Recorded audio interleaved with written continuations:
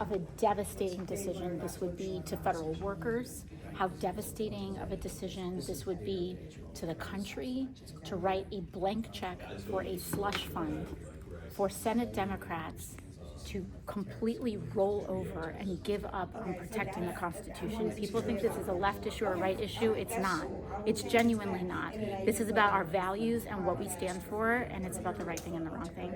And we have time to correct course, and I think that's the most urgent message of them all. What can you do now?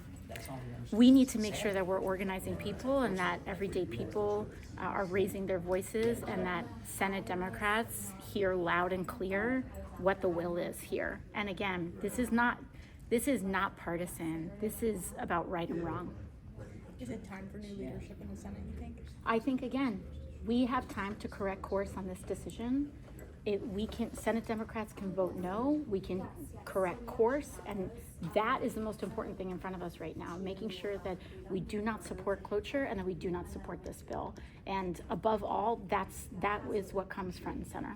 Members are here in Leesburg, over 100 Democrats. What was the collective reaction? What are members talking to each other about right now when they hear about this decision? I think there is a deep sense of outrage and betrayal. And this is not just about progressive Democrats. This is across the board, the entire party.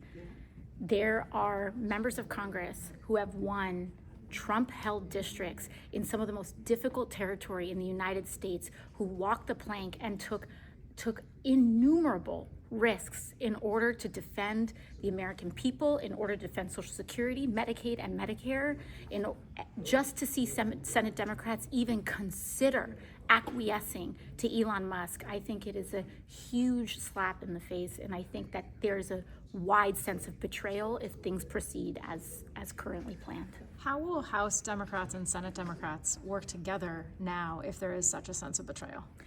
I think that creates a real challenge, and that in and of itself, I think, is part of what makes the leadership of this moment so crucial, because this is a decision about trust. It is a decision about trust and cooperation, because there will be a day where the Senate will need the House to move on something, and if there is an erosion of trust and a breach of trust, such as what is being considered right now, it will make cooperation difficult. And we cannot afford to be in an every person for themselves kind of moment. We need to work together and as a team in order to usher our country through this very dark time. And so it's 8 o'clock right now. The vote is going to be tomorrow morning, we think. What happens until then? What are you going to do until then? Well, I anticipate a whole lot of members of Congress, particularly House members, reaching out to their senators, trying to educate the American people and the public, even at this late an hour and as early an hour tomorrow morning, so that we can mobilize everyday voters and an electorate in order to make sure that people stand up and do the right thing. Can you talk about how that works? Are you texting a senator and then calling? I think people are texting, calling, carrier pigeons. We are sending emails. And I'm also communicating a lot directly with the Democratic base, right? In that, each one of us listens to our constituencies, and so I know that I've sent out national and New York emails so that everyday voters make sure that their positions are heard on this directly from their senators. And of course, I know many House Democrats are leveraging their relationships and hopefully can ensure that we do the right thing here. This should be easy.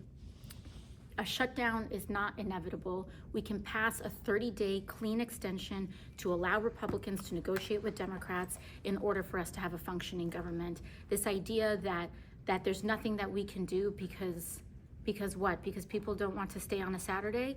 We have much greater responsibilities to the American people than that. Thank you. Can I ask you, are you planning to hold any town halls next week during the district work period?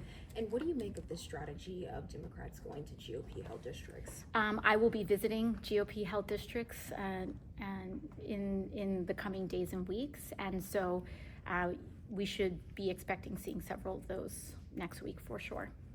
Can I ask you, you've gotten at this, but the point that Senator Schumer has kind of made is, the CR is bad, but a shutdown is worse. So how do you respond to that one? That is, I cannot understate, I mean, I cannot underscore enough how incorrect that is. Because what this does, what voting for this CR does, is that it codifies the chaos and the reckless cuts that Elon Musk has been pursuing. The robbing of our federal government in order to finance tax cuts for billionaires is what is happening, and that is what Senate Democrats will be empowering if they vote for the CR. A shutdown is not inevitable, and if it happens, I believe that Republicans have a responsibility to ensure that it is as short and as brief as possible, that we reopen and make sure that we vote for a 30-day CR. And so a temporary extension of government funding is far more preferable than a year-long commitment to gutting the federal government on Republican, deeply partisan terms. Thank you. Thank you.